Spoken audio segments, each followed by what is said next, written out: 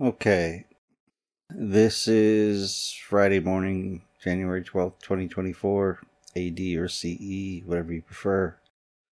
And I was out sick yesterday. Something that my GI tract did not agree with. It was very, very uncomfortable for a long time until it worked its way out of my system, which it seems to have done for the most part. Okay.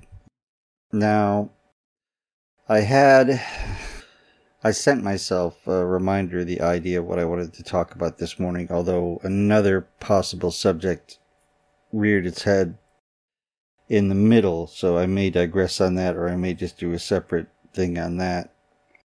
The subject I came up with was related to a video I had watched while lying around and not feeling very well about Morgoth's ring. Now, for those of you who don't know, Morgoth is the big bad in Tolkien's Middle-earth. That's the later name given to Melkor, who is basically the Lucifer/Satan character in Tolkien's universe. So this may require some inside knowledge to get full benefit from. But the point was, the idea of Morgoth's ring is that, and this is something Tolkien himself expressed, that while Sauron had the one ring into which he poured his malice, his cruelty, and his will to dominate all life, to quote the movie, Morgoth's ring is actually all of the substance of Arda, Arda being the world, the Middle-earth, and the other parts of that world. And the idea is that Melkor had poured his being, his malice, his cruelty into the whole world, and so all of it is marred by his efforts, not just his physical efforts that he did during the stories, which caused lots of trouble, but by the very will and effort of putting his being, his spirit, into the essence of Arda, which he had wanted to claim for himself. Since from the beginning he had wanted to create things and beings of his own, other than himself, but wasn't able to. The idea behind it is that no matter what is done, this is the conclusion of the speaker in Deep Geek, which is a YouTube channel. I'll try to remember to put the link on this. It's a good channel. So I'm happy to encourage people to go watch some of his stuff and learn a bit more about Middle-earth than you might have known otherwise.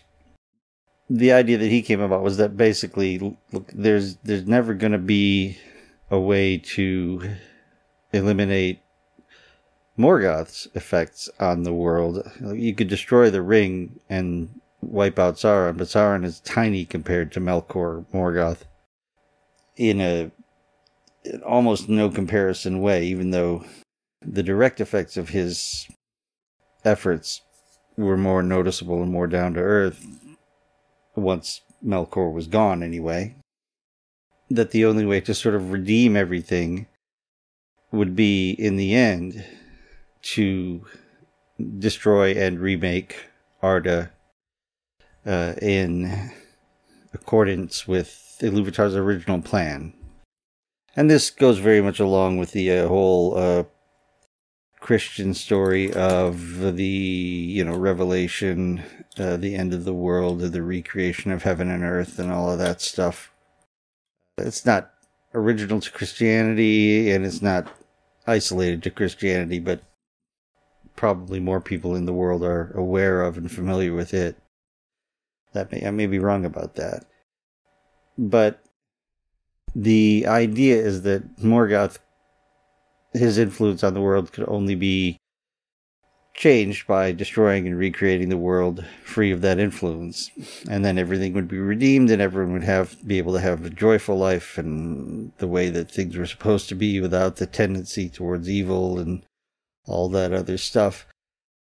And it occurred to me that that's all well and good. Obviously, it's very nice to have a new world where things are better. But what about Morgoth and Sauron and the Balrogs and all of them if the new world is not remade for them as well, if they are not redeemed and recreated and re-educated, shown literally the error of their ways, then there really is no ultimate justice, because while it is true that Melkor, Morgoth, in the stories caused a great deal of suffering for many others, it's also clearly true that Melkor suffered. And if you, again, going inside the story, at the end of the Silmarillion, he was beaten, had his feet cut off, his head chained between his knees and thrust out into the void to stay there forever, or at least until the world is remade, but maybe forever, who knows? The void being the place outside of creation and presumably outside of Iluvatar's realm as well. Analogous in many ways to the modern Catholic notion of hell, which is not so much fire and brimstone as just absence from creation, being outside the source of life and light and everything else. But, Melkor was also a created being in these stories. Melkor clearly from the start had some kind of flaw. He was made imperfectly. That is not exactly the same thing as saying he was made imperfect. He was made imperfect, as, of course, one would assume all beings are.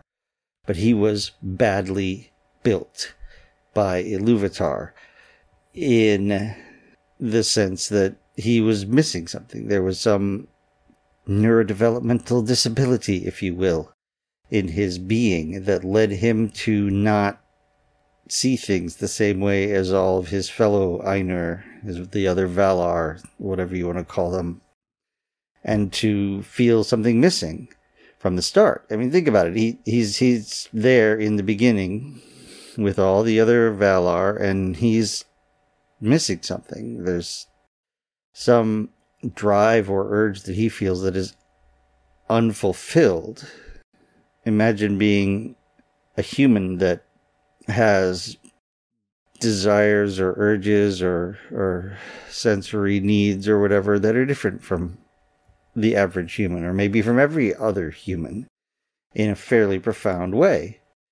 This is very unpleasant right from the start, and not through any fault of his own. How could it be a fault of your own when you were the one created? The notion of free will being an out that absolves the creator of responsibility is nonsense. Free will with incomplete information is always going to be flawed, even if it could exist, which philosophically there are some very real questions about whether any kind of contracausal free will could even be coherent. The being Melkor was created by supposedly an omnipotent and omniscient being, Iluvatar. He claims to be that way anyway. And he was created in a certain way. And his flaws and his actions and his errors and his mistakes and his destructive acts and the evil that he did is born ultimately from the nature of what he was and the universe in which he was created. He couldn't by will choose to be fundamentally different than he was, any more than you can. You can't decide that you are going to have the biochemistry and neurochemistry of a tsetse fly because you don't like the way you are now. You can't just choose to have the drive to exercise if you don't have that drive. You can't just choose to not like to eat foods that are unhealthy for you. If you like to eat those foods, you can choose to avoid them, but that involves a cost. And it's not necessarily even true that you can choose at all times, because even willpower requires energy and can become fatigued. I'm overshooting my 10-minute mark here. I'm going to try not to go too much further. But unless Iluvatar can remake the world at the end after it's been destroyed and kind of also remake or at least re-educate. Again, presumably everyone will be reborn in a sense, but will also have a continuity with their previous existence. Otherwise, they're just new beings and nothing has been gained and nothing has been learned. And you can't honestly say that they are benefiting from being in this new world. It's just new people. Now, that's fine for the new people, but it certainly doesn't do anything to help the people who have suffered and been alone and died and lost and all that other stuff. So unless there's a continuity of experience, there's no relief, there's no gain, there's just, again, a restart. The idea is that Iluvatar should have the capacity to fix even Melkor. And not just necessarily fix him by going in and tinkering with his brain, though maybe that's doable. Maybe he can do that and maintain the continuity and show Melkor the error of his ways directly just by changing his fundamental programming, his primary or terminal goal in the language of artificial intelligence and decision theory and so forth. But most of us cannot wish to change our terminal goals, so something else has to be done about it. I've heard I don't remember whether it was Robert Miles, or I think it was Robert Miles, who talked about how if you could take a pill that would make it so that you wouldn't care whether your children suffered or died or whatever happened to them, it wouldn't bother you, would you take that pill? No. Because right now, that is extremely important to you. This is assuming you have children. If you don't, it's hard to think of anything that's quite as powerful for someone who doesn't have children or similar. Obviously, personal survival is close, but not as strong. As anyone who's been suicidally depressed can tell you, there are times when self-preservation and self-affirmation is not as strong a drive, and you frankly would be happy to lose it and just, have it taken away, maybe a la the stupid, well, not stupid, but the less than stellar M. Night Shyamalan movie, The Happening, I think it was. Anyway, I'm digressing here. The point is that if Arda is remade perfect and according to Iluvatar's plan, then Melkor and Sauron and the Balrogs and I guess the dragons and all that other stuff too, or at least the spirits that inhabit them, would need to be remade and remade into beings with the ability to appreciate the benefits of love and friendship, and the Sam and Frodo type relationship, the Merry and Pippin, Aragorn, Arwen, Beren and Luthien, Manwë and Elbereth, Varda, that was her original name. Unless they can be given the capacity to understand and really re-informed and at some levels reprogrammed to appreciate that, there's no real redemption. And then we see that in some ways all the evil, all the darkness must have been Iluvatar's plan. Iluvatar made Melkor. Iluvatar says when Melkor first does his Discord of the Music that nothing in that universe doesn't come from him, and that no one can alter the music in his despite, but will just be his instrument for making things that are better and more beautiful. Now that's maybe actually true. It may be that for Iluvatar's plan, there needs to be a universe in which horrible things happen. Only then can people really become good and the remade universe be good because it has a knowledge of how things could have been otherwise. This is possible. It's sort of like if you are born lucky and get everything right and always do well and always succeed, how much skill can you actually claim? You can claim talent, I suppose, but can you actually be thought to have learned anything? Or are you simply just a phenomenon, a luck?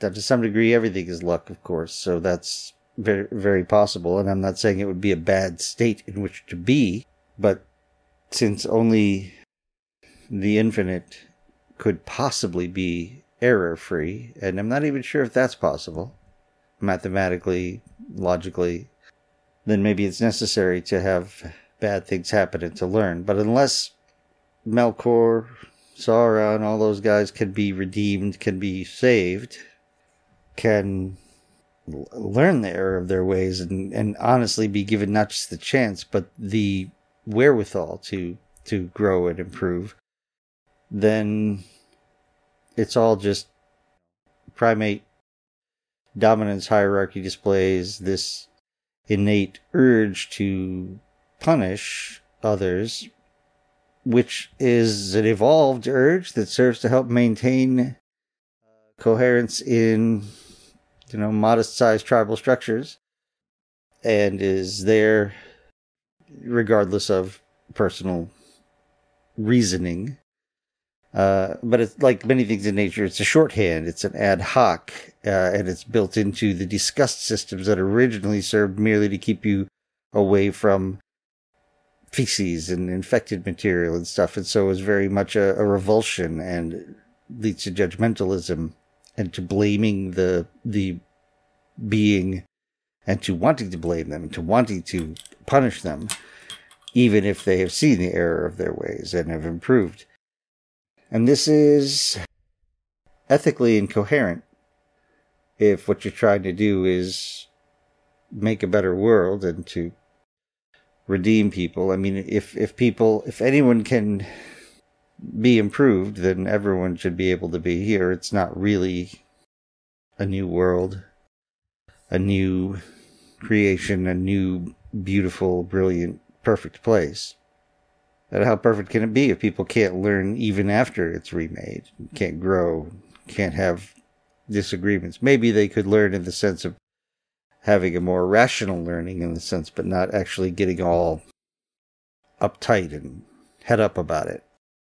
So, I guess the point I'm trying to make is that if Morgoth and Sauron and all those guys can't be redeemed and made good, then it is in fact Iluvatar that is evil and the source of evil.